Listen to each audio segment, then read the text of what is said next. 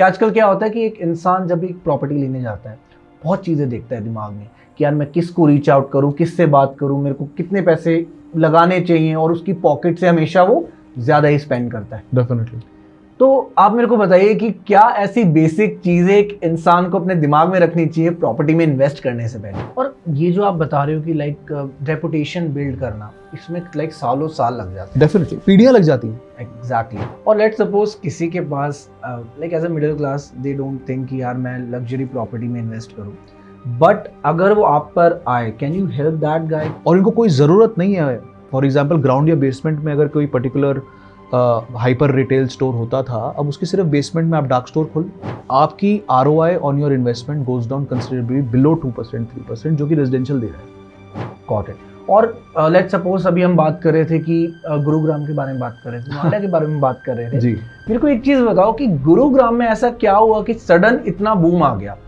अब क्या ऐसी चीज़ थी, चाहे वो हाईवेज हो गए, जो उनकी डेवलपमेंट होगी, इंस्टेंटली इतना कैसे कुछ हो गया? अभी हम गुरुग्राम की अगर बात करें, DLF कैमेलियर्स, राइट, वहाँ पर एक जो फ्लैट है उसकी कॉस्टिंग मोर देन 100 CR है। वो दिखाई गई थी कॉस्ट। ओके, रियलिटी क्या है? तो मैं आपसे एक चीज़ पूछना चाहूँगा कि अगर किसी को प्रॉपर्टी खरीदनी होती है, वो एग्जैक्टली मतलब यही करता है कि यार चलो पहले मैं थोड़ा बहुत रिसर्च करूँ अपने एंड से। Okay. सबसे पहले सर्च करेगा वो 99 एकर्स या मैजिक डेस्क जी। वहाँ पर थोड़ा सा स्क्रॉलिंग करेगा, देखेगा, जी। घबराएगा, क्योंकि हर बंदा प्रॉपर्टी कंसल्टेंट को कांटेक्ट नहीं करता। जी। डू यू थिंक कि ऐसे वेबसाइट्स पर ट्रस्ट करना भी सेफ है, या वो एक पर्सनल देखिए, आखिरकार ट्रांजैक्शन तो उसको ब्रोकर के साथ ही करनी पड़ेगी। Hello everyone, welcome to our podcast.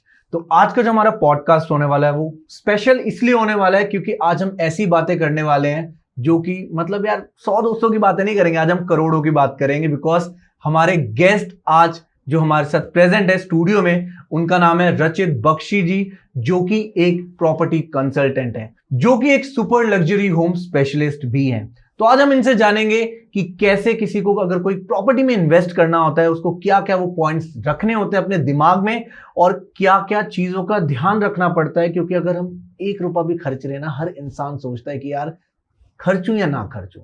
तो आज एक प्रॉपर्टी से रिलेटेड जितने भी डाउट्स होते हैं किसी इंसान के माइंड में, वो हम क्लियर करेंगे। देखिए, बात ये होती है कि जो भी हम पॉडकास्ट आप लोगों के साथ करते हैं, जरूरी नहीं है it is for entertainment purpose only. हम जो पॉडकास्ट करते हैं उसमें we try to provide education to you, so that एक इंफॉर्मेटिव वीडियो भी आपके साथ शेयर कर सकते हैं। तो चलिए इस पॉडकास्ट को स्टार्ट करते हैं। वेलकम रचित जी, कैसे हैं आप? थैंक यू शुभम जी, मैं बहुत अच्छा हूँ। तो जैसा कि आप प्रॉपर्टी कंसल्टेंट भी हैं और of course super luxury home आप स्पेशलिस्ट हैं उसमें, तो मैं आपसे एक बेसिक क्वेश्चन पूछना चाहूंगा जी कि आजकल क्या होता है कि एक इंसान जब एक प्रॉपर्टी लेने जाता है बहुत चीजें देखता है दिमाग में कि यार मैं किसको रीच आउट करूं, किससे बात करूं, मेरे को कितने पैसे लगाने चाहिए, और उसकी पॉकेट से हमेशा वो ज्यादा ही स्पेंड करता है। डेफिनेटली। तो आप मेरे को बताइए कि क्या ऐसी बेसिक चीजें एक इंसान को अपने दिमाग में रखनी चाहिए प्रॉपर्टी में इन्वेस्ट करने से पहले? देखिए, एक टाइम था जब लोग समझते थे कि प्रॉपर्टी का मतलब लोकेशन, लोकेशन और लोकेशन। बट आजकल की जैसे मार्केट की डायनामिक्स चेंज हो रही हैं जी, वैसे प्रॉपर्टी इंपॉर्टेंट है, प्रॉपर्टी की लीगैलिटी इंपॉर्टेंट है, प्रॉपर्टी के कई लोगों के लिए वास्तु इंपॉर्टेंट है, और सबसे ज़्यादा ज़रूरी है प्रॉपर्टी का अप्रोच। ओके।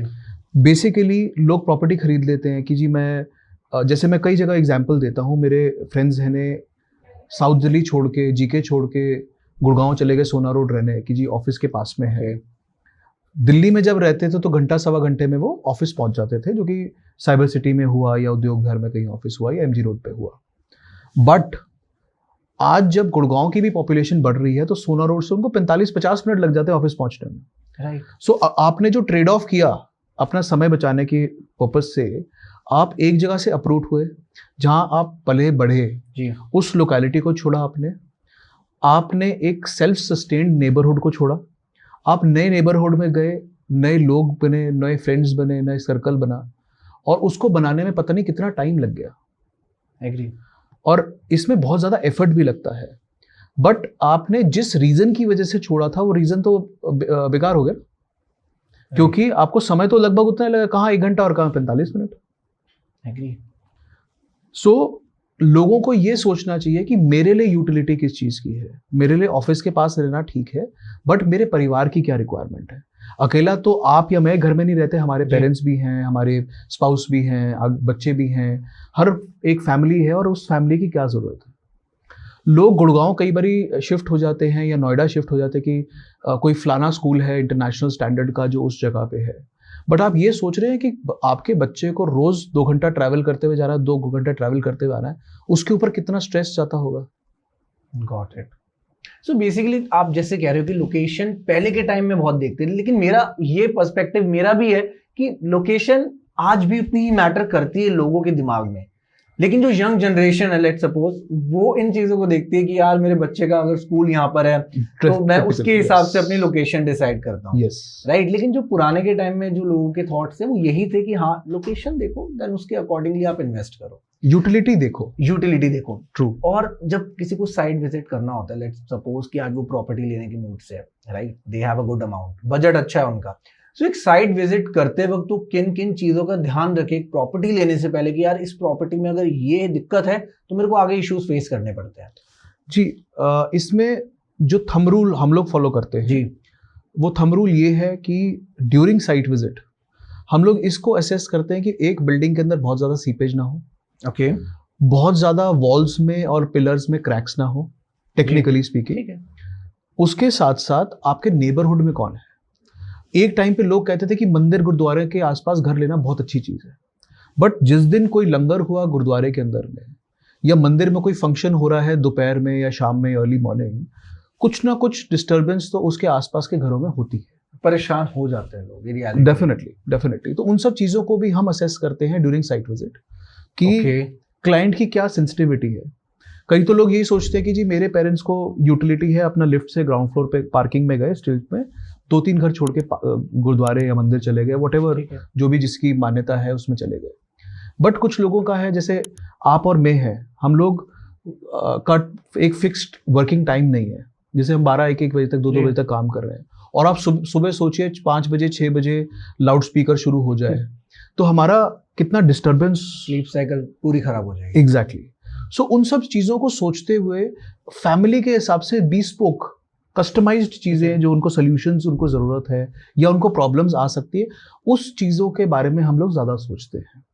बिकॉज देखिए, घर इंसान ऐसा नहीं है कि हर 3 दिन में चेंज किया, या फॉर एग्जाम्पल आज मैंने घड़ी मंगवाई, कोई बात नहीं 6-8 महीने में दोबारा दूसरी ले लेंगे, ऐसा तो है नहीं ना। इंसान घर खरीदता है उसमें रहने के लिए, अपनी पूरी लाइफ टाइम में वो 1 या 2 मैक्सिमम 3 घर चेंज करता है खुद के खरीदे। और एक मिडिल क्लास के लिए आई गेस एक घर अगर वो ले रहा है तो पूरी लाइफ के लिए लेगा। एग्जैक्टली। कई बार होता है कि बहुत अच्छी अप्रिसिएशन मिल गई प्रॉपर्टी में, उसको छोड़ के थोड़ा सा कहीं और शिफ्ट कर गए, या फैमिली साइज बड़ा हो गया, अब बच्चे बड़े हो गए हैं और आपको चाहिए स्पेस की रिक्वायरमेंट। डेफिनेटली। कई हमारे पास क्लाइंट्स आते हैं जो फ्रेश रिलोकेट करके दिल्ली आते हैं अपने दूसरे शहरों से, एंड दे स्टार्ट वर्किंग, जैसे दिल्ली हाई कोर्ट में काम कर रहे हैं, या लॉयर हैं, या डॉक्टर हैं, या किसी अच्छे हॉस्पिटल के साथ काम कर रहे हैं, या किसी इंडस्ट्री लगाई, या कोई स्टार्टअप फाउंडर है। They start of from a basic category of a home जो उनको तब रिक्वायरमेंट है, बट धीरे धीरे होता क्या है, उनके खुद की रिक्वायरमेंट बढ़ जाती है, उनके बच्चों की रिक्वायरमेंट बढ़ जाती है, फिर धीरे धीरे उनके पेरेंट्स रिलोकेट करते हैं बिकॉज उनकी भी एज बढ़ रही है, तो नेचुरली आपकी स्पेस की रिक्वायरमेंट बढ़ती जाती है। लोगों को ये सोचना चाहिए कि आज जो मैं खरीद रहा हूँ उसको मेरे को कल को डिस्प्लेस करके अपने आप को भी अपग्रेड करना है। जैसे इंसान हर साल 2 साल में अपने लैपटॉप अपग्रेड करता है, राइट, हर 2-3 साल में अपना मोबाइल फोन अपग्रेड करता है, वैसे ही अपनी प्रॉपर्टी को भी अपग्रेड करना चाहिए depending on how the requirement is of your family. Got it. Of course यार, देखा जाए कि स्पेस की रिक्वायरमेंट होगी, डेफिनेटली फैमिली को ग्रो करना ही पड़ेगा, एंड टाइम के साथ पीपल विल डेफिनेटली यार focus on their income as well, definitely, right. तो एक चीज, जैसे अगर कोई प्रॉपर्टी लेने जाता है तो वो क्या करते हैं कि लाइक जो बिल्डर्स होते हैं ना, कभी कभार ऐसा होता है कि सैंपल फ्लैट्स भी अवेलेबल नहीं होते बिल्डर्स के पास। They are like launching a new project launch करते हैं, वो ब्राउचर्स दिखाते हैं अपने कि इनके बेसिस पर आप डिसाइड कर लो कि ये चीजें अवेलेबल हैं। सो डू यू थिंक कि वहां पर भी गड़बड़ हो सकती है कि like if they are not showing you the sample flat, जी, तो ब्राउचर के बेसिस पे घर ले लें? सैंपल फ्लैट का मापदंड सबसे डिसेप्टिव है। आप ये देखिए, अगर आप 2, 3, 4, 5, 10 करोड़ रुपए का अपार्टमेंट खरीद रहे हैं जी, उसके अंदर कई करोड़ रुपए का बिल्डर इंटीरियर करता है, राइट। अगर आप किसी भी हाई राइज में गुड़गांव, नोएडा, दिल्ली में भी जी। आप किसी के भी सेल्स पवेलियन में जाएंगे, उस बिल्डर ने लाखों करोड़ रुपए उस एक फ्लैट के अंदर फीड इन किया होता है, जिस लेवल का हो सकता है फर्निशिंग ना कर पाओ, क्योंकि उस बिल्डर को वो सैंपल फ्लैट दिखा के माल बेचना है। इन चीजों को अवॉइड करने के लिए हम सैंपल ऑलरेडी बिल्ट अपार्टमेंट्स दिखाते हैं, बिल्डर ने जो ऑलरेडी बिल्ट किया है। बिल्डर फ्लोर होते हैं जनरली साउथ दिल्ली में, और आप वो अपार्टमेंट देखिए, आपको हम अंडरराइट करके देते हैं कि बिल्डर की क्रेडिबिलिटी क्या है, आप अपनी भी असेसमेंट कर सकते हैं। और नेचुरली जिस कैटेगरी की मैं बात कर रहा हूँ, लोग people are very well versed about कि क्या मार्केट है, क्या उसकी रेपुटेशन है, क्या उसके पिटफॉल्स हैं, उस बिल्डर ने क्या क्या लिटिगेशन चल रहा है, क्या केसेस हैं, कहाँ पे डिफॉल्ट किए, हर चीज की न्यूज हर किसी के पास है। ठीक है। So that is very safer market to play. Okay. उसके साथ साथ जो सबसे इंपॉर्टेंट चीज मैं लोगों को कंसिडर करने के लिए रिक्वेस्ट करता हूं कि चकाचौंध पे मत जाइए, क्रेडिबिलिटी पे जाइए। आपके साथ कौन काम कर रहा है, आपका एजेंट, आपका लॉयर, आपके वास्तु कंसल्टेंट्स, या आपके जो भी लीगल कंसल्टेंट्स इन्वॉल्व हैं, आपके आर्किटेक्ट्स इन्वॉल्व हैं, उनके ऊपर। और सबसे इंपॉर्टेंट है उस बिल्डर की रेपुटेशन, उसकी प्रोफेशनलिज्म, उसकी history. Because it is very difficult to create a legacy and it is very difficult to create a reputation for yourself. और एक गलती, हर प्रोफेशनल ये सोचता है कि एक गलती से मेरी कहीं ना कहीं रेपुटेशन में इम्पैक्ट पड़ेगा। Got it. और ये जो आप बता रहे हो कि लाइक रेपुटेशन बिल्ड करना, इसमें लाइक सालों साल लग जाते हैं। डेफिनेटली पीढ़ियां लग जाती हैं। एग्जैक्टली, पीढ़ी दर पीढ़ी they are gaining their name, और वो ब्रांड बहुत बड़े बड़े ऐसे मार्केट में बड़े नाम हैं जो बिल्डर्स के बहुत फेमस है। ऑफ कोर्स अगर मैं बात करूं लाइक DLF हो गया, सिग्नेचर ग्लोबल हो गया, एंड भूटानी ग्रुप्स हो गए। अब हम बात करते हैं कि रेपुटेशन के बारे में आपने बताया जी। इस पे एक मेरा एक क्वेश्चन है कि अभी रिसेंटली क्या हुआ है कि सिग्नेचर ग्लोबल ने कमिटमेंट दी अपने इन्वेस्टर्स को कि दैट हम लोग पोजीशन आपको लाइक परचेजिंग के विद इन 1 ईयर में हम आपको पोजीशन दे देंगे।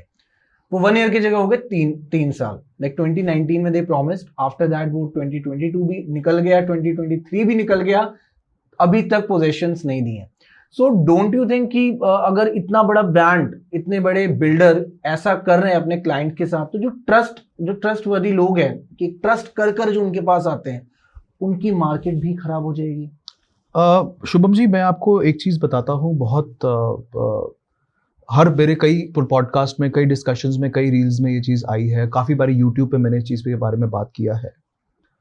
फॉर्चुनेटली अनफॉर्चुनेटली NCR के अंदर में जो भी एसेट्स बन रहे हैं, बिल्डर्स अपने प्रोजेक्ट्स लॉन्च कर रहे हैं, उसके अंदर में स्पेसिफिकली नोएडा के अंदर में आपको 7-7, 8-8 साल टाइम दिया जाता है पेमेंट करने का, प्लॉट अलॉटमेंट के बाद।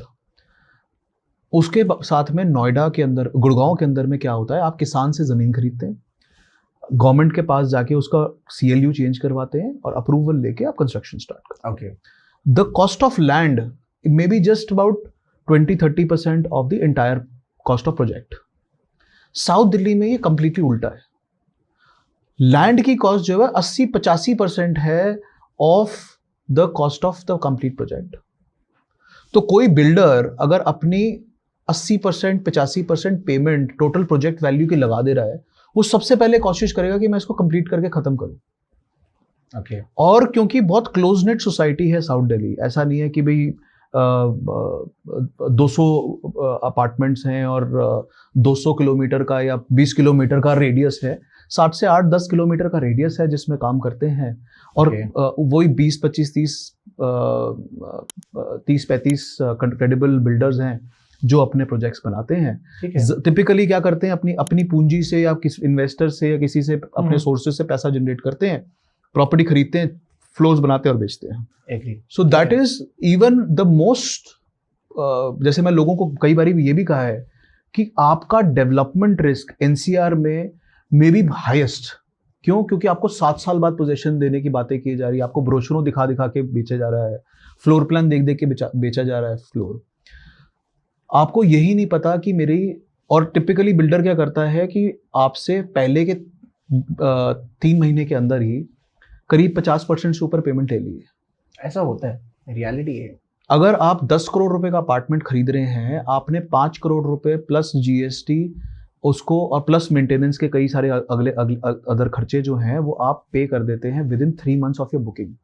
और आपको पोजेशन कब मिलना है? 7 साल बाद। बुल्डर कई बार ये भी कहते हैं कि जी रेरा के लिए हमने 7 साल रखा, हम 5 साल में दे देंगे। लिखित से पहले कौन देता है? वो वर्बली दे कमिट, बट वो कमिटमेंट आपको पता ही है जी, कोई वैल्यू बट आप इसको वर्सेस ये देखिए सिचुएशन में जब बिल्डर ने 80-85% पेमेंट करके फिर उसको मार्केट करना शुरू किया है, तो वो तो उसकी ही रिस्पॉन्सिबिलिटी है कि उसको मैं जल्दी से जल्दी लिक्विडेट करूं, अपना पैसा बाहर निकालूं। राइट। तभी तो किसी और प्रोजेक्ट में पैसा डालेगा। तो आप कह रहे हैं कि बिल्डर यही चाहता है कि वो जल्द से जल्द पोजीशन दे दे। एग्जैक्टली। वो ये नहीं चाहता कि वो किसी के पैसे साउथ दिल्ली के केस में, साउथ दिल्ली के केस में जी। But what about Noida, Gurugram? Gurgaon और नोएडा के अंदर में रेरा की जरूरत क्यों पड़ी? क्योंकि बिल्डर क्या करते थे, जमीन खरीदे, ओके, ब्रोशर्स, फ्लोर प्लान्स और कमिटमेंट के बेसिस में अपार्टमेंट बेचे, ठीक है, लोगों से 25-30% या जो भी स्कीम्स लेके आते रहते हैं उसके बेसिस में आपको फ्लैट बेचा और पोजेशन नहीं दिया, ठीक है। This was the basic reason of RERA. ये चीज गुड़गांव में भी हुई है, नोएडा के अंदर भी हुई है, गाजियाबाद में भी कई टावर्स आपने देखे होंगे ऐसे बंद पड़े। बट साउथ दिल्ली में अगर ये केस देखूं, साउथ दिल्ली में भी ऐसा नहीं कि नहीं हुआ, ऐसे केसेस हुए हैं। बट अब एक कॉमन सेंस की बात अगर हम देखें, बिल्डर ने फ्लोर प्लान के हिसाब से फ्लोर बेचा, ठीक है, उसने पैसे रेज कर लिए, उसने वो पैसे किसी और प्रोजेक्ट की लैंड के लिए बयाना पकड़ा दिया, फिर उसको बेचना शुरू किया। जब तक कंस्ट्रक्शन की बारी आई उसके पैसे फंस गए किसी लैंड के अंदर में जो कि डिस्प्यूटेड था या अनपेड था या कुछ था। ओके। इस वजह से उस बिल्डर की सारी साइकिल खराब हो गई। Got it. उसने एक प्रोजेक्ट के पैसे को 4 जगह लगा दिया, इसलिए रेरा की जरूरत थी ताकि वो थोड़ा सा कंटेन कर पाए। तो ये तो बिल्डर को सोचना चाहिए ना कि दैट कुछ ऐसे फंड्स भी उसके पास अवेलेबल होने चाहिए कि ऐसी सिचुएशन में जी अपने एटलीस्ट क्लाइंट्स बिगाड़े ना, राइट? अगर मैं इतने बड़े बड़े ब्रांड्स की, हम इतने बड़े बिल्डर्स की हम बात कर रहे हैं जी, तो क्लाइंट्स अगर बिगड़ गए तो डेफिनेटली वो 10 लोगों को भी बताएंगे। डेफिनेटली। एंड आपको पता है मार्केट में कंपटीशन कितना है, डेफिनेटली, राइट? और जो ट्रस्टवर्दी बिल्डर्स की जो कहते हैं बहुत कम ही रह गए हैं जो जिन पे ट्रस्ट करा जा सकता है। सो इन पर करेंगे बात। पहले मैं ये पूछना चाहूंगा कि एज अ प्रॉपर्टी कंसल्टेंट आप अपने बारे में बताइए, सो दैट कि आपने जैसे भी बताया कि साउथ दिल्ली में मोस्टली आप डील करते हैं जी। एंड प्रॉपर्टी कंसल्टेंट लाइक किसी को आपको रीच आउट करना हो और आप कैसे उसकी हेल्प करते हैं? देखिए, हमारे प्रोसेस फ्लो मेरा खुद का थोड़ा सा डिफरेंट है। ओके। मैं कोशिश ये करता हूँ कि लोगों की रिक्वायरमेंट आते ही मैं उनको हर सैटरडे संडे घुमाना शुरू नहीं करता। टिपिकली मार्केट के अंदर में ब्रोकर क्या करता है, आपने उनको रिक्वायरमेंट दी, वो आपको फ्राइडे सैटरडे संडे जो भी आपका छुट्टी वाला दिन होगा वो बुलाएगा और गली गली घुमाएगा, ऑप्शन दिखाएगा, आपको गोल गोल घुमाएगा, आपकी जो रिक्वायरमेंट नहीं भी है, बजट नहीं भी है, उसके आसपास से चीजें दिखाएगा, बिल्कुल, ताकि वो मार्केट की सारी चीजें आपको दिखा दे और फिर the option relies on you कि आपको क्या चाहिए। बट आपका कितना टाइम, एफर्ट, एनर्जी, जो टाइम आप अपने परिवार के साथ स्पेंड कर सकते थे, अपनी और चीजें करने में स्पेंड कर सकते थे या यूटिलाइज कर सकते थे, उसको आपने गली गली घूमने में निकाल दिया। सो अ डिफरेंस कम्स इन। मैंने अपने प्रोटोकॉल्स किस हिसाब से बनाए, आपकी रिक्वायरमेंट आएगी, I will fix up a meeting with you. Okay. If you are not sparing time for a meeting with me or be it on a Zoom call or a Google Meets or a physical meeting, I would not bounce off options to you at all.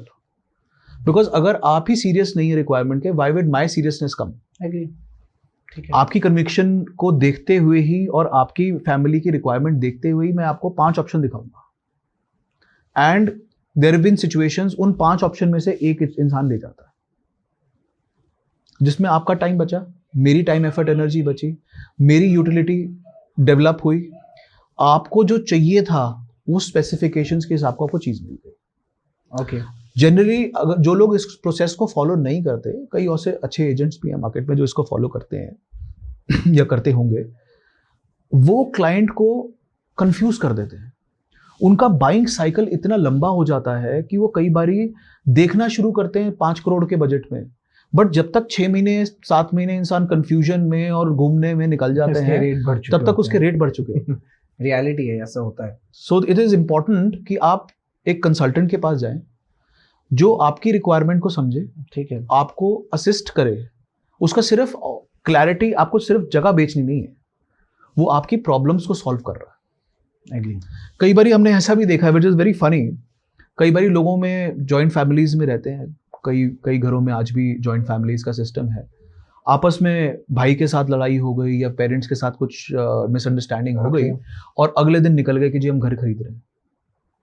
उस case में हम advice ये करते हैं बोल के या ना बोल के कि आप ऐसी लोकेलिटी में घर लीजिए या कंसिडर कीजिए जहाँ पे कि रेंटल क्वालिटी बहुत अच्छी है, रेंटल टेनेंसी बहुत अच्छी है, आपको ROI बहुत अच्छा मिलेगा ऑन द रेंटल्स। ओके। इस केस में क्या होता है, टिपिकली लोगों का आपस में जो ब्रिजेस हैं वो बच जाते हैं, ठीक है, लोग अपनी सुलह कर लेते हैं, फिर वो घर का क्या करें, वो एक डेड एसेट ना बन के रह जाए। इसीलिए हम लोगों को इस तरीके से करते हैं ऑप्शंस प्रोवाइड कि कल को अगर उसको रेंट पे भी देना हो या रीसेल भी करनी हो तो वो हो जाएगा, रेंटल इनकम उसकी जनरेट हो जाए या कुछ हो जाए उसकी प्रॉपर्टी का, वो स्टकअप ना हो जाए उस पर्टिकुलर चीज से। परफेक्ट। और लाइक एज यू सेड कि सुपर लग्जरी होम स्पेशलिस्ट जी, तो you deal only in like Lajpat Nagar या उसके अलावा भी आप डीलिंग करते हैं? See typically Lajpat Nagar 3 is where I start off from. Lajpat Nagar 3, GK1, east of Kailash Colony, and we go up to Jorbagh, Golf Links, Malchabagh also. Typically bandwidth अगर आप देखें तो 5 करोड़ से 50 करोड़ के फ्लोर्स और कोठियां is what we I at. उसके साथ साथ हमारे पास इन्वेंट्री रहती है for 100 crore and above property as well. मेरे पास कुछ ऐसे एसेट्स भी हैं जो 1100-1200 करोड़ के हैं। Okay. And but obviously transaction volume उनका बहुत कम है, so which we actively market, but maximum transaction इस कैटेगरी के बीच में होती है, 5 से 50 करोड़ के बीच में। Got it. और लेट्स सपोज किसी के पास like as a middle class they don't think कि यार मैं लग्जरी प्रॉपर्टी में इन्वेस्ट करूं, बट अगर वो आप पर आए, can you help that guy कि यार सी कुछ अच्छी प्रॉपर्टी दिला दूं? एक्टिवली जिस मार्केट में मैं काम नहीं करता, मैं उसके बारे में कमेंट नहीं कर सकता, okay, but I can definitely guide people कि आप कौन से एरिया आपको सोचना चाहिए आगे पर्सपेक्टिव से। वो आपको रीसेल भी अच्छा दे जाएगा, कल को रेंटल भी अच्छा दे जाएगा, अप्रिसिएशन भी अच्छी दे जाएगी। I can advice people and description में मेरे कॉन्टैक्ट डिटेल्स हैं, people can contact me and advice is free of cost. अगर मेरी थोड़ी सी नॉलेज से किसी का फायदा होता है उससे I do not mind that. Perfect, that is a very good approach. And एक चीज मैं आपसे पूछना चाहूंगा जी, अभी आपने रेंटल इनकम की बात करी है जैसे, so what people do is कि लाइक कमर्शियल प्रॉपर्टी में लोग इन्वेस्ट बहुत करना चाह रहे हैं आज की डेट में जी, लेकिन सेम इशू ये रहता है कि इतने ज्यादा लाइक अगर मैं बात करूं दिल्ली NCR में इतने प्रोजेक्ट्स ऑलरेडी बन चुके हैं जहां पर लोग इन्वेस्ट कर रहे हैं, लेकिन आफ्टर 2 years जब वो प्रोजेक्ट कंप्लीट हो जाता है वो वैकेंट ही पड़ा है, वो एरिया खाली ही पड़ा है, लेकिन बिल्डर ने उनको ये कमिटमेंट दी थी कि यहाँ पे भाई बहुत रेंट मिलेगा ही मिलेगा आपको। तो ये चीज से कैसे बचे? आपने अगर देखा जाए तो नोएडा एक्सटेंशन, गुड़गांव और ग्रेटर नोएडा के अंदर में जी, अब नोएडा के अंदर भी कुछ ऐसे है जिसको गोस्ट मॉल्स कहा जाता है। एग्री। जो कि ओनर उसके कोई है बट उधर कुछ चल नहीं रहा। ज्यादा से ज्यादा क्या चल रहे हैं, कुछ बार्स चल रहे हैं, कुछ स्पा चल रहे हैं, राइट, कुछ सैलून्स चल रहे हैं, and that is it. The only problem is with commercial real estate, सुनने में बहुत अच्छा लगता है कि जी 11%, 12% रिटर्न है जी, या कमिटमेंट बहुत कर देते हैं, 7%, 7%, 8% आपको रिटर्न मिल जाएगा, आपको हम किराए पे चढ़ी हुई चीज दे रहे हैं। ठीक है, बट जहां तक बिल्डर है, बिल्डर कभी भी एक मॉल ऑपरेटर नहीं है। ओके, एक बिल्डर जिसके साथ आप इन्वेस्टमेंट करना चाहिए कमर्शियल प्रॉपर्टी में भी, आपको ये सोचना चाहिए कि बिल्डर की क्रेडिबिलिटी है कि वो मॉल ऑपरेट कर पाए, क्या उसके पास वो जेनेटिक्स हैं या उसकी टीम के पास वो जेनेटिक्स हैं कि वो मॉल को मैनेज कर पाए। क्योंकि mall banana is not the only game, the game is mall के अंदर हर रोज लोगों को लेके आना। मैं सबसे पहले उस कमर्शियल अगर रियल एस्टेट, वैसे मैं करता नहीं हूं, बट कोई भी मेरे क्लाइंट पूछते हैं तो मैं कहता हूं कि आप पहले देखो फुटफॉल कितना है या फुटफॉल की प्रेडिक्शन कितनी है आसपास। भाई है आसपास 3-4-5 हजार अपार्टमेंट्स, ठीक है जो आपको लग रहा है कि 4-5 हजार अपार्टमेंट्स आसपास हैं, तो हो सकता है उसके लोग भी जाएंगे मार्केट मॉल में। बिल्कुल सही, ठीक है। And you get an advantage of capital appreciation as well. But commercial का एज ऑन डेट अगर आपने हाल देखना हो, स्पेसिफिकली रिटेल का, आप सेंट्रल मार्केट या एम ब्लॉक GK1 या साउथ एक्स में खुद चक्कर काट लीजिए, यू वुड योरसेल्फ रियलाइज कि कितनी ऑक्यूपेंसी की जरूरत है और कितनी खाली है। तो रेशियो जो आपने खाली का बताया बहुत कम है मेरे हिसाब से।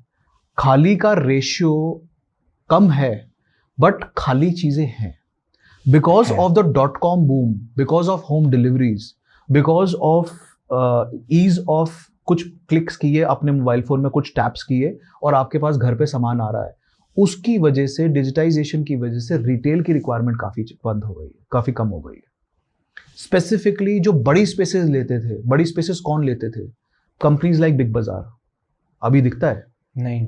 Companies like yes, Krishna Marsh अब दिखते हैं। क्यों? क्योंकि इनका सारा का सारा बिजनेस ऑनलाइन ट्रांसफर हो गया। Got it. और वो जगह आज की डेट में जो आपकी एक रिटेल की जगह थी, आजकल इनके डार्क स्टोर्स बन के रह गए और इनको कोई जरूरत नहीं है।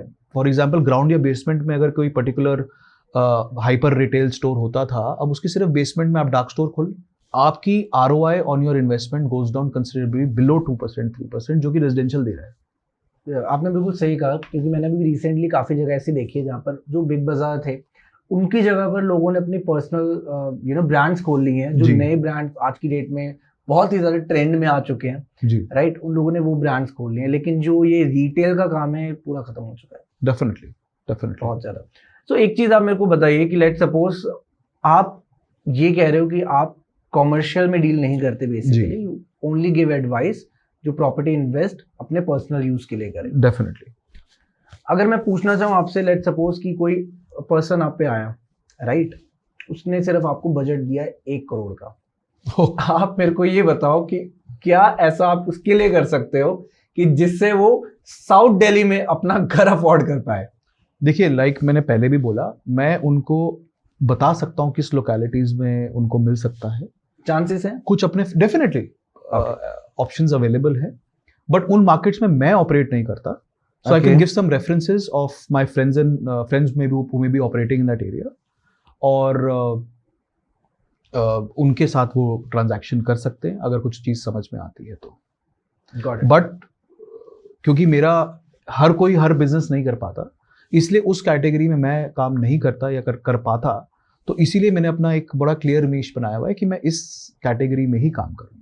मतलब अवेलेबिलिटी है जी। आप उनको, उनके पास कुछ और जो कंसल्टेंट्स हैं आप उनके पास उनको भेज सकते हैं, सो दैट वो डील कर। और लोकेलिटी एडवाइस करता हूँ, कंसल्टेंट आप भी चूज कर सकते हैं on your own. Got it. और लेट सपोज अभी हम बात कर रहे थे कि गुरुग्राम के बारे में बात कर रहे थे, नोएडा के बारे में बात कर रहे थे जी। मेरे को एक चीज बताओ कि गुरुग्राम में ऐसा क्या हुआ कि सडन इतना बूम आ गया? अब क्या ऐसी चीज थी, चाहे वो हाईवेज हो गए, जो उनकी डेवलपमेंट होगी, इंस्टेंटली इतना कैसे कुछ हो गया? जी, देखिए, गुड़गांव को सबसे ज्यादा बूम दिया है people who were shifting from west Delhi. Okay. कई ऐसी लेन्स में से जहां पे कि गाड़ी अंदर जाने की दिक्कत थी, that is what Gurgaon started as a boom.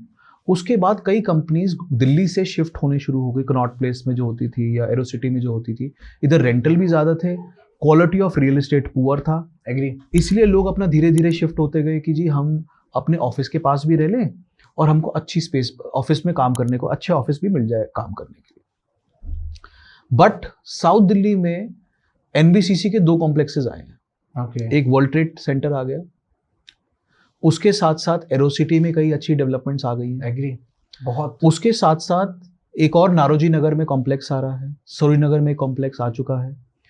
तो government also sees a lot of demand for offices. लोग क्यों डेढ़ 2-2 घंटा ट्रैवल करके जाएंगे और डेढ़ 2-2 घंटा ट्रैवल करके आएंगे, और उन कॉम्प्लेक्सेस में भी स्पेस टेकअप अच्छे से हो रहा है। बेशक Delhi will always be at a premium than Gurgaon, agree, but having said that, आपको ऑफिस में रह के काम करना है तो कंपनीज भी ये सोच रही है कि हम अपने कन्वीनियंस क्यों ना दे अपने एम्प्लॉयज को। बेशक गुड़गांव में एक ऑफिस रखेंगे, बट दिल्ली में एक ऑफिस होना mandatory. And tell me one thing, like which location as per your perspective is good for investment, Gurugram or Noida? सी मैं दोनों का आई वुड नॉट प्रेफर, अगर मेरे को आज अपने पैसे डालने हो, I would not put it in neither in Gurgaon nor in Noida, and vice, because market की प्राइसिंग ऑलरेडी इतनी ज्यादा हाइक हो चुकी है okay, that it is become unbearable price. And mark my words, as per my evaluation, एक दिन बहुत जल्दी अगले 3 से 5 साल के अंदर अंदर गुड़गांव और नोएडा दोनों में ओवर सप्लाई का एनवायरनमेंट हो जाएगा, घर ज्यादा होंगे, रहने वाले कम। और ये क्यों हो रहा है ऐसा? The reason is builders development पे ज्यादा ध्यान दे रहे हैं, लोग इन्वेस्ट कर रहे हैं वो पैसे, तो लोग भी इन्वेस्ट कर रहे हैं तो रहने के लिए तो इन्वेस्ट करेंगे वो, राइट? देखिए 90% लोग एनसीआर में जो इन्वेस्ट करते हैं जी, वो इन्वेस्ट करते हैं किराए के लिए, कैपिटल अप्रिसिएशन के लिए। आप अगर गुड़गांव में देखें, चाहे नोएडा में देखें, चाहे गाजियाबाद में देखें, या जो जितने हाई राइसेस बन रहे हैं उसमें मैक्सिमम ऑक्यूपेंसी रेंटल वालों की है। Got it. As compare to उनके ओनर अभी भी दिल्ली में रहते हैं या पंजाब में कहीं रहते हैं या अपने किसी और शहर में रहते हैं, बट टिपिकली उन्होंने एक अपार्टमेंट खरीद के रखा हुआ है कि रेंटल आता रहेगा और कैपिटल अप्रिसिएशन थोड़े टाइम में हो जाएगी। Got it, got it. और आजकल मैं क्या देख रहा हूँ कि हम सोशल मीडिया बहुत स्क्रॉल करते हैं, बहुत सारे ऐसे बिल्डर्स हैं जो ऑलरेडी सोशल मीडिया पर भी आ गए हैं और वो बहुत ज्यादा ऐसी ऐसी बातें क्लेम करते हैं, अट्रैक्ट करने के लिए ऐसी ऐसी स्टेटमेंट बोल देते हैं कि जिससे कस्टमर जब उनके ऑफिस को में जाकर उनको रीच आउट करता है तो सच्चाई में गड़बड़ हो जाती है। So do you think like social media देखकर अगर कोई इंसान किसी पर आ रहा है तो उसको जाना चाहिए? देखिए सोशल मीडिया एक माध्यम है अपनी बात दूसरे तक पहुंचाने का, ठीक है, बट उससे इन्फ्लुएंस होना या ना होना हर इंसान की खुद की लायबिलिटी और रिस्पॉन्सिबिलिटी है। मैं हमेशा लोगों को कहता हूँ कि अपना ड्यू डिलिजेंस जरूर करें। ऐसा नहीं है कि सोशल मीडिया पे आपने कुछ सुन लिया और आप उससे इतना ज़्यादा इन्फ्लुएंस हो गए कि आप अंधभक्त बन गए किसी चीज़ के, चाहे आप वास्तु के बारे में बात करें, चाहे रियल एस्टेट के बारे में बात करें, या फाइनेंशियल एडवाइस के बारे में बात करें, या स्टॉक्स के बारे में बात करें। आई एडवाइज कि आप अगर कुछ भी फॉलो कर रहे हैं ऑन सोशल मीडिया एंड कोई चीज़ आपको समझ में आती है, अच्छी लगती है, what ever resonates with you, आप उसके बारे में अपना ड्यू डिलिजेंस कीजिए, अपनी नॉलेज को लगाइए, अपने दिमाग को लगाइए, then go ahead and invest your money. Got it. Because पैसा लगाना बहुत आसान है, कमाना मुश्किल है। एग्री, बहुत सही। और जैसे कि आप मैं ऑब्वियसली अपने साउथ दिल्ली में आप डील करते हैं, मैं को ये चीज़ मैं पूछना चाहूँगा एज लाइक मैं भी दिल्ली में रहता हूँ कि साउथ दिल्ली ही क्यों, लाइक साउथ दिल्ली में इतना प्रॉपर्टी के रेट इतने हाई क्यों है as compare to north Delhi? मतलब लोग यही अपने दिमाग में ख्वाब लेके आते हैं कि यार हमारा साउथ दिल्ली में घर हो, जीके में ले, लाजपत नगर में ले, ऐसा क्यों? Like why not for north side? Like वहां पे भी बहुत अच्छे राजौरी गार्डन में इतनी अच्छी प्रॉपर्टीज हैं, लेकिन वो टक्कर क्यों नहीं दे पाती साउथ दिल्ली की प्रॉपर्टी? देखिए साउथ दिल्ली में सबसे अच्छी बात यह है कि एक एस्पिरेशनल स्पेस तो है। ओके, जैसे एक मर्सिडीज, एक BMW, एक बेंटले, एक ऑडी एक एस्पिरेशनल रियलिस्ट कार की बाय है, ठीक है, ऑटोमोबाइल की बाय है, वैसे ही साउथ दिल्ली में रहना एक एस्पिरेशन है। और जैसे हमारी डिस्कशन स्टार्ट हुई थी लोकेशन लोकेशन लोकेशन, राइट, उसके साथ साथ दूसरी सबसे बड़ी बात यह है कि प्राइसेस एक लोकेलिटी में जो एस्केलेट कराती है चीज वो है उसकी रेंटेबिलिटी। ओके, उधर कौन रहते हैं?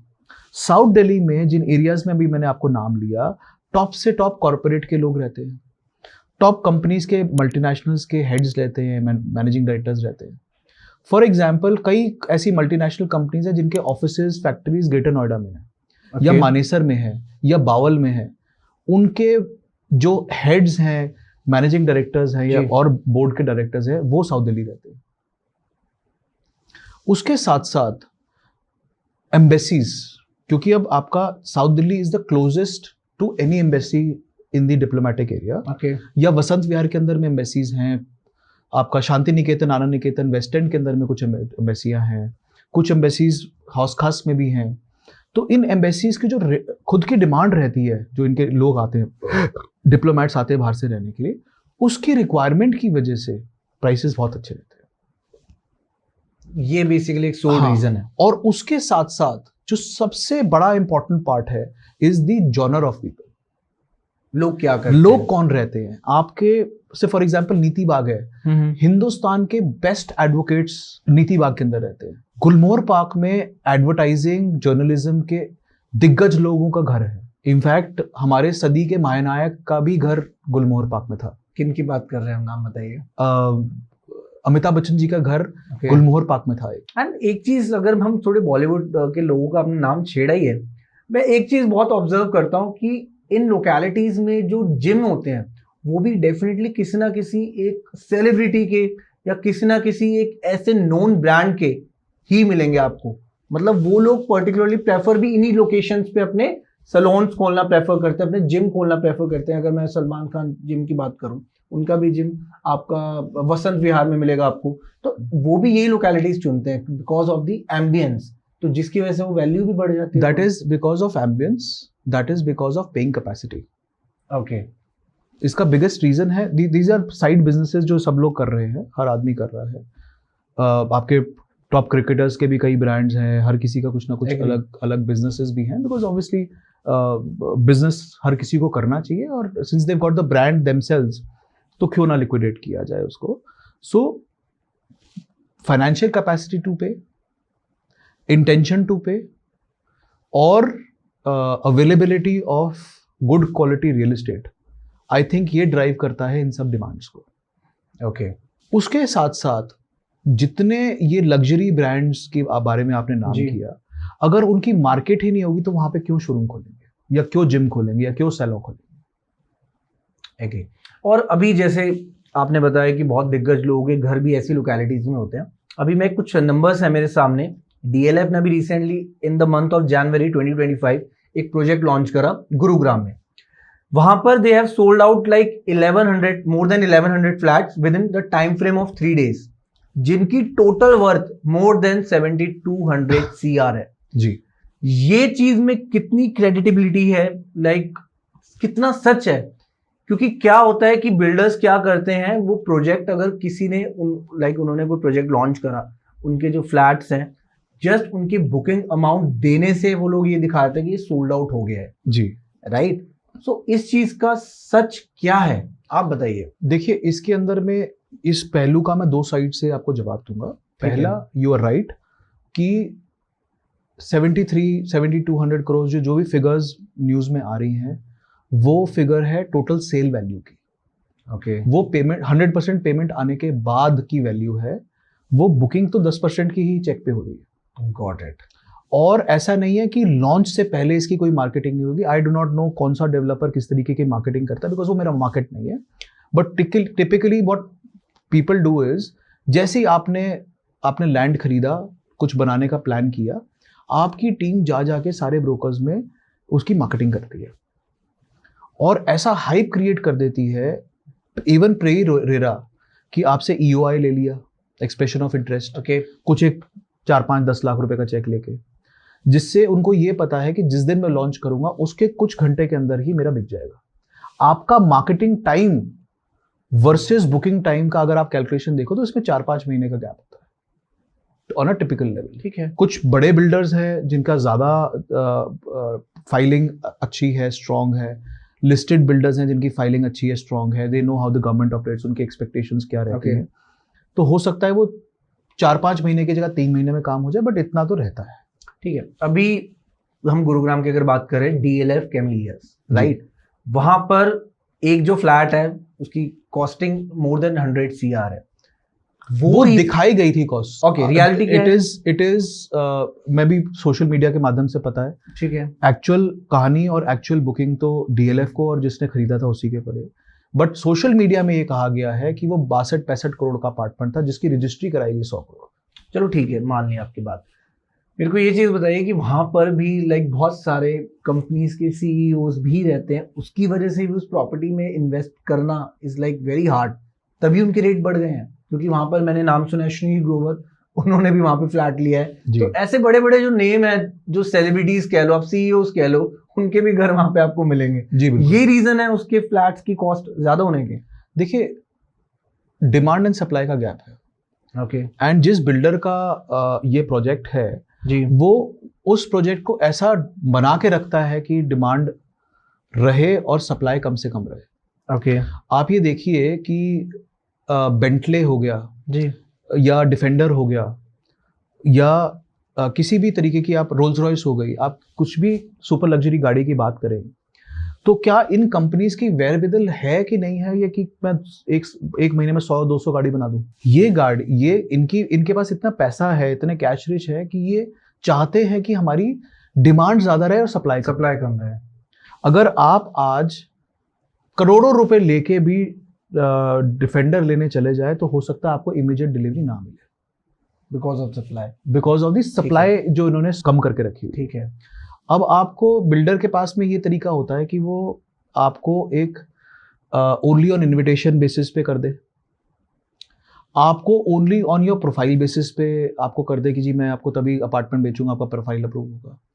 ऑटोमेटिकली बिल्डर एक ऐसे कई सारे बैरियर्स क्रिएट करता जाता है कि जिसकी वजह से उसकी सप्लाई कम होती जाती है। Got it. या आपको फलाने तरीके का या फलाने साइज का ही अपार्टमेंट चाहिए, for example entry level he flat apartment चाहिए, है नहीं जी। ये तो बिजनेस माइंडसेट होना Definitely, बेचने का definitely. तरीका है उसका। बिल्कुल ठीक बात है, ये वो भी बेचने ठीक का है अपनी जगह। वो ठीक है, उसका माल तो बिक रहा है ना। बिल्कुल। तो मैं आपसे एक चीज पूछना चाहूंगा कि अगर किसी को प्रॉपर्टी खरीदनी होती है, वो एग्जैक्टली मतलब यही करता है कि यार चलो पहले मैं थोड़ा बहुत रिसर्च करूँ अपने एंड से। Okay. सबसे पहले सर्च करेगा वो 99 एकर्स या मैजिक ब्रेक्स जी, वहां पर थोड़ा सा स्क्रॉलिंग करेगा, देखेगा, जी। घबराएगा, क्योंकि हर बंदा प्रॉपर्टी कंसल्टेंट को कांटेक्ट नहीं करता। जी। डू यू थिंक कि ऐसे वेबसाइट्स पर ट्रस्ट करना भी सेफ है, या वो एक पर्सनल देखिए टच होना चाहिए? आखिरकार ट्रांजैक्शन तो उसको ब्रोकर के साथ ही करनी पड़ेगी, ठीक है। क्योंकि इन वेबसाइट्स पे इंसान का माइंडसेट डेफिनेटली होता है कि मैं वेबसाइट पे जाऊं, मुझे डायरेक्ट कुछ ओनर्स का रेफरेंस मिल जाए, नंबर्स मिल जाए, डिटेल्स मिल जाए और मैं डायरेक्ट जाके डील कर लूं। बट एक वेबसाइट के ऊपर अगर 500 प्रॉपर्टी लिस्टेड है किसी एक लोकेलिटी के अंदर में, उसमें से 2 या 3 ही किसी ओनर की प्रॉपर्टी होगी। वो जनरली कोई ब्रोकर होगा जो ओनर बन के प्रॉपर्टी डाल रहा है आपके नंबर लेने के लिए। वो कोई ब्रोकर ही होगा जो चाह रहा है कि आपको गलत प्रॉपर्टी की गलत डिटेल्स दे के, गलत फोटोग्राफ्स दिखा के आपको आपका नंबर ले ले। और these are just listing platforms. मैं हर जगह पे कहता हूँ नथिंग अगेंस्ट देम, मतलब I used to also list my properties there. आज मेरे को खुद की प्रॉपर्टी बेचनी होगी तो मैं शायद कुछ चैनल पार्टनर से बात करूंगा और या मैं भी शायद लिस्ट करूंगा, डिपेंडिंग ऑन मार्केट कैसी है, किस मार्केट के अंदर में। Having said that, without broker बहुत मुश्किल है ट्रांजैक्शन करना, और करनी भी नहीं चाहिए। बिकॉज ब्रोकर अपनी एक तो फीस तब लेगा, अपनी ब्रोकरेज या कमीशन तब लेगा जब आपको आपका फ्लैट मिल गया, आपको चाबी मिल गई, आपको पोजेशन मिल गया। हैविंग सेड दैट, वो उसके साथ साथ आपकी कितनी सारी चीजों से आपको सेफगार्ड करता है। लाइक बिल्डर की रेपुटेशन के बारे में आपको कौन बताएगा, ठीक है। मार्केट के जनरल प्राइसेस के बारे में कौन बताएगा, मार्केट में लेटेस्ट जो डील्स हुए हैं उसके बारे में आपको कौन बताएगा। फिर ट्रस्ट गेन कैसे करें, क्योंकि इसमें भी फ्रॉड होते हैं बहुत, राइट? बिल्कुल होते क्योंकि होंगे। जो ब्रोकर्स होते हैं वो मीडिएटर्स का ही काम करते हैं एक तरीके से। मैनिपुलेट भी कर सकते हैं वो चीज़ों को, जो बिल्डर बता रहा है कुछ एंड क्लाइंट से वो कुछ डिटेल्स शेयर कर रहा है just for their personal growth. जी, उस चीज़ से कैसे बचा जाएगा? देखिए अगेन, जो आदमी अपनी रेपुटेशन और अपनी कैपेबिलिटीज के ऊपर काम कर रहा होगा वो ये वाले काम सबसे ज़्यादा अवॉइड करेगा। क्यों? क्योंकि अगर फॉर एग्जांपल आप मेरे पास क्लाइंट बन के क्लाइंट की तरह आए और मुझे कहते जी रचित मेरा इतना बजट है, इतनी प्रॉपर्टी मेरे को पसंद है, आप करवा दीजिए। मैक्सिमम मैं क्या कर सकता हूँ, आपको गलत बिल्डर के पास फंसा दूंगा, या बिल्डर के पास अपनी ज़्यादा कमीशन बोल के आपसे ज़्यादा पैसे पे करा दूंगा। ऐसी ट्रांजैक्शन मैं कितनी बारी कर सकता हूँ आपके साथ?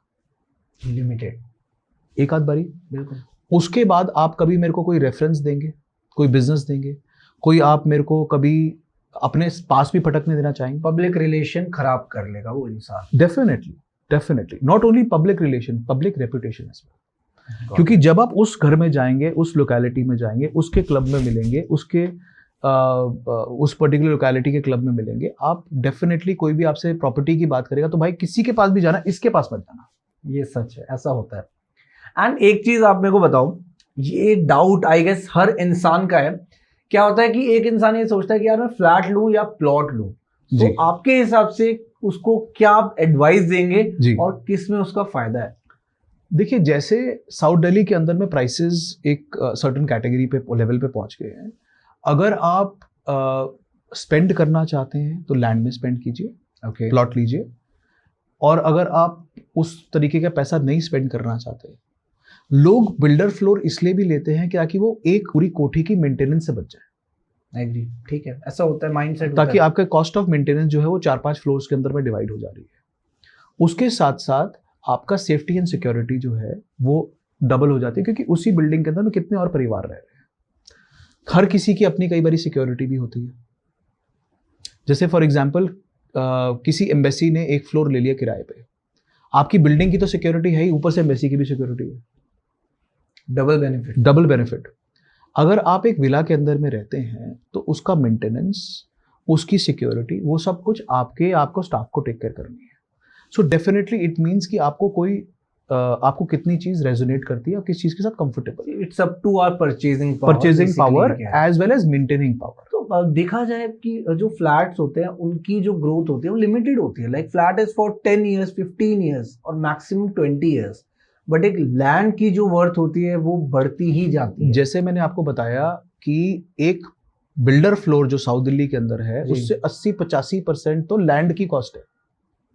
हाँ। और जब आप फ्लोर खरीदते हैं तो आपको 22.5%, 30%, 35%, 40%, 50% प्लॉट में हिस्सेदारी मिल रही है।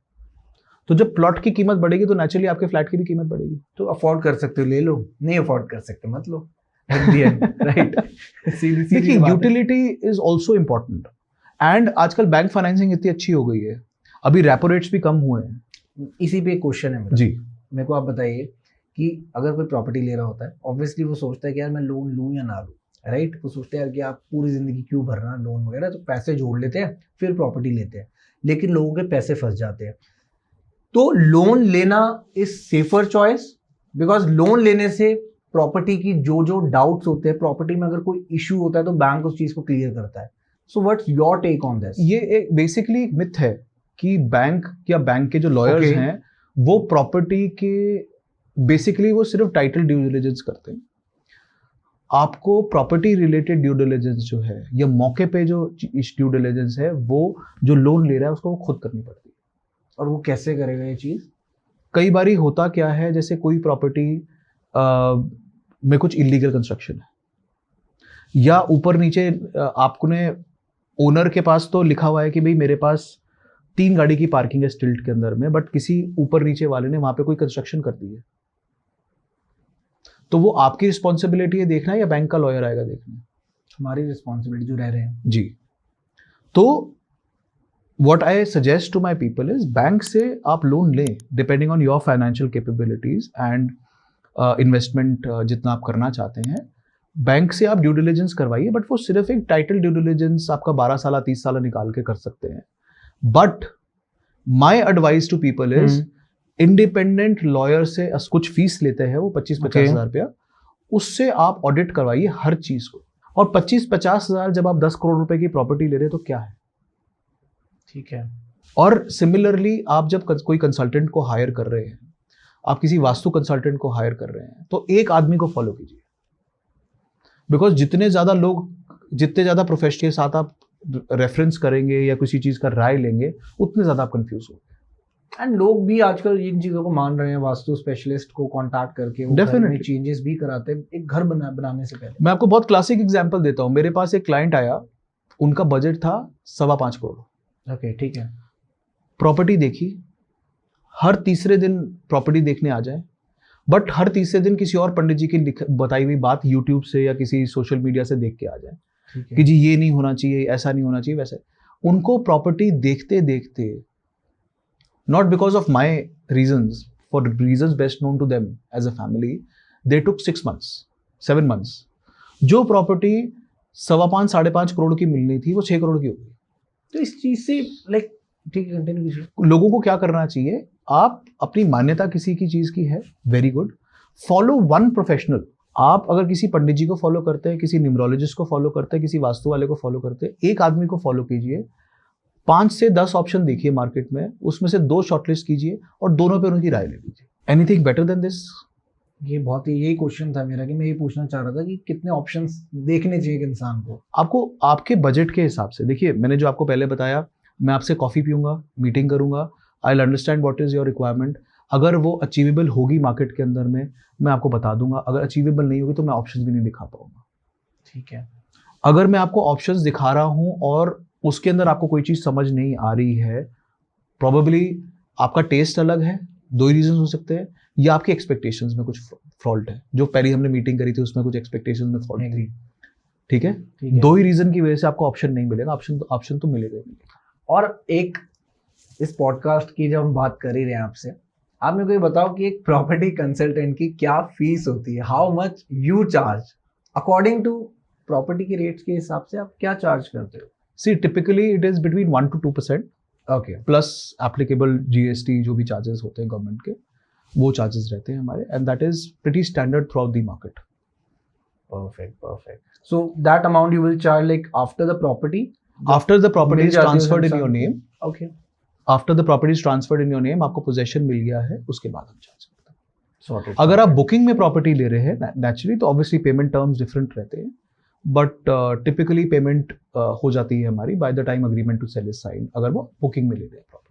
Got it. And definitely बहुत सारे जो डाउट्स थे ऑडियंस के आपने बहुत अच्छे से क्लियर करे हैं। Definitely I tried my level best कि मैं लोगों की मिसकंसेप्शंस, मिथ्स को मैक्सिमम तरीके से और जितने खुले तरीके से एक्सप्लेन कर सकूं करूं, ताकि लोगों की जमा पूंजी, उनकी जिंदगी भर की कमाई कहीं फंस ना जाए। जो लोग ये पॉडकास्ट देख रहे हैं, जिन्होंने यहाँ तक देख लिया, उनके डेफिनेटली डाउट्स क्लियर हो चुके होंगे कि प्रॉपर्टी में इन्वेस्ट कैसे करें, क्या क्या वो पॉइंट्स वो लोग अपने माइंड में ला सकते हैं प्रॉपर्टी लेने से पहले, एंड एक प्रॉपर्टी कंसल्टेंट का क्या रोल है प्रॉपर्टी लेने से पहले। सो डेफिनेटली आप रीच आउट कर सकते हैं रचित बख्शी जी को, डिटेल्स इनके डिस्क्रिप्शन में यहाँ पे मेंशन है। एंड प्रॉपर्टी जब एक इंसान लेता है ना, वो सिर्फ यार कुछ टाइम के लिए लेता है, वो पूरी जिंदगी के लिए लेता है। तो एक प्रॉपर्टी लेने से पहले ना एक प्रॉपर्टी कंसल्टेंट को कांटेक्ट जरूर कीजिए। एंड आई होप आप लोगों को बहुत ही मजा आया ये पॉडकास्ट देखकर, जो एक इंफॉर्मेशन आपके साथ शेयर हुई है इस पॉडकास्ट में। Definitely it's a I opening podcast for everyone, for every audience who is watching this podcast. And ऐसे हम आते रहेंगे अमेजिंग गेस्ट के साथ। मिलते हैं आपसे एक नए थॉट प्रोवोकिंग टॉपिक के साथ। This is Shubhi and thank you so much रचित जी, आप पॉडकास्ट में आपने टाइम निकाला। तो आएंगे हम फिर से, मिलते हैं आपसे बहुत जल्द। Thank you Rachit ji, thank you so much. Thank you.